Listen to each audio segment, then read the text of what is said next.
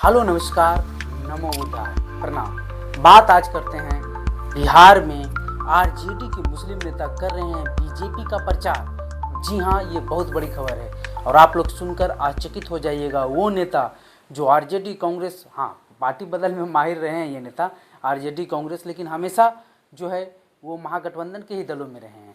और इस बार के चुनाव में पहली बार ऐसा और एक बार विधायक भी रहे हैं। साल 2000 से 2005 में लालू यादव के राज में मजबूती से रहे हैं और मुस्लिम नेता हैं और बहुत अच्छी। उसके बाद से वहाँ से मुस्लिम ना उससे पहले कोई जीता था ना उसके बाद कोई जीता है। ये एकमात्र नेता जो उस विधानसभा से मुस्लिम में जीते थे।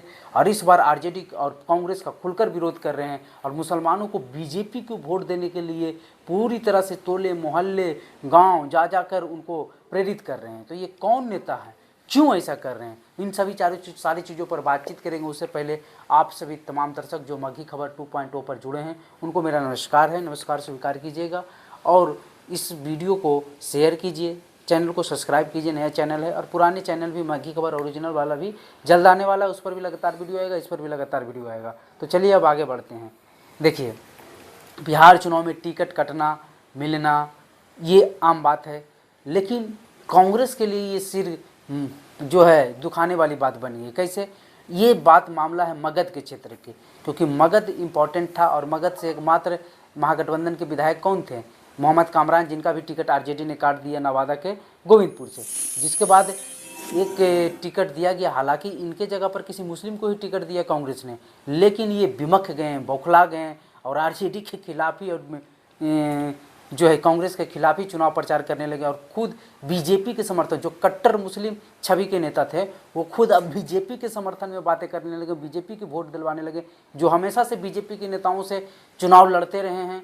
2005 में भी उसी नेता को हराया था, लेकिन अब आकर वो उसी नेता का समर्थन कर रहे हैं। जी हाँ, हम बात कर रहे हैं नालंदा जिला के बिहार शरीफ विधानसभा क्षेत्र से साल 2000 में विधायक बने पप्पू खान की। 2005 तक रहे, उसके बाद से वो जीते नहीं। डॉक्टर सुनील कुमार जो बीजेपी के हैं, 2005-2010 में जेडीयू के टिकट पर जीते थे, 15 में बीजेपी के टिकट पर जीते, 20 में बीजेपी के टिकट पर जीते, 25 में बीजेपी के टिकट पर लड़ रहे हैं। तो उनका भी समर्थन किया। मोहम्मद कामरान का गोविंदपुर समर्थन करने चल गए हैं। अब वो बीजेपी कैंडिडेट अखिलेश सिंह की पत्नी अरुणा देवी बारसलीगंज विधानसभा नवादा के, वहाँ उनका समर्थन करने चल गए और मुस्लिम इलाकों में जा जाकर वोट मांग रहे हैं और आरजेडी कांग्रेस को पूरी गतमा जोड़ कर रहे हैं। दोनों को बहुत बुरा भला कह रहे हैं और अपने आप को ये बतला रहे हैं कि बीजेपी से हमारी बैर नहीं। बीजेपी ने क्या गलत काम किया? बीजेपी ने राष्ट्रवाद का मुद्दा उठाया, तो क्या गलत है? हम लोग भी जिस राष्ट्र में जन्मे हैं, जिस राष्ट्र में पढ़े हैं, जिस राष्ट्र में खा रहे हैं, जिस राष्ट्र में रह रहे हैं, तो उनका समर्थन करेंगे। तो राष्ट्रवाद का मुद्दा वो अपने लोगों को समझा रहे हैं कि बीजेपी कोई गलत पार्टी नहीं है, बीजेपी बहुत सारी योजनाएं चला रही है, तो आप लोगों को लाभ मिल ही रहा है, चाहे किसान हो, प्रधानमंत्री जनधन योजना हो, या फिर जो महिलाओं को 10,000 मिलने का है, या वृद्धा पेंशन हो, या कुछ भी 125 यूनिट बिजली फ्री हो। इस प्रकार से वो एनडीए के सारे कार्यक्रमों को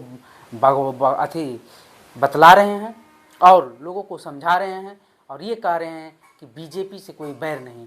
और वो खुलकर आरजेडी को विरोध कर रहे हैं और मुसलमानों को सताने दबाने की बातें कर रहे हैं कि आरजेडी हमेशा मुसलमानों को सताया है। आरजेडी मुसलमानों को दरी बिछाने वाला पार्टी बना दिया है। मुसलमानों को सिर्फ आरजेडी में दरी बिछाना है, कांग्रेस में दरी बिछाना है, इसलिए क्योंकि जो है मुकेश सहनी को डिप्टी सीएम घोषित कर दिया गया है और आरजेडी ने किसी मुस्लिम चेहरा को मुस्लिम डिप्टी सीएम नहीं घोषित किया, जबकि मुकेश सहनी की आबादी मात्र 2% है और मुसलमानों की आबादी 18% है, फिर भी किसी को डिप्टी सीएम नहीं घोषित किया। इस मुद्दों को पूरा उठला रहे हैं।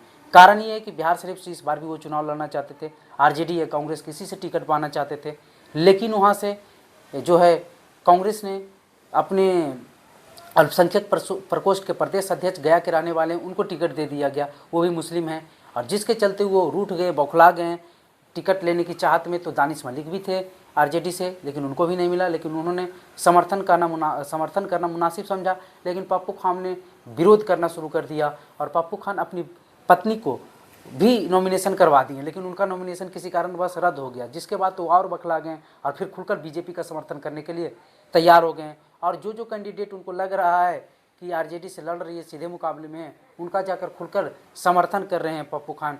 तो ये देख रहे हैं आप लोग, क्योंकि पप्पू खान विधायक रह चुके हैं और वहाँ से मजबूत कंटेस्टेड भी थे बिहार शरीफ से वो अब महागठबंधन की ओर से, और वो तैयारियां में भी बहुत दिनों, मेयर चुनाव में भी काफ़ी तैयारियां की, उन्होंने उम्मीदवार दिए यादव मुस्लिम, लेकिन यादवों पर वो फायर है कि 54-55 सीट जो 14% है उसको मिलेगी टिकट, और मुसलमानों की सिर्फ 18-22 सीटें जो कि 18% है।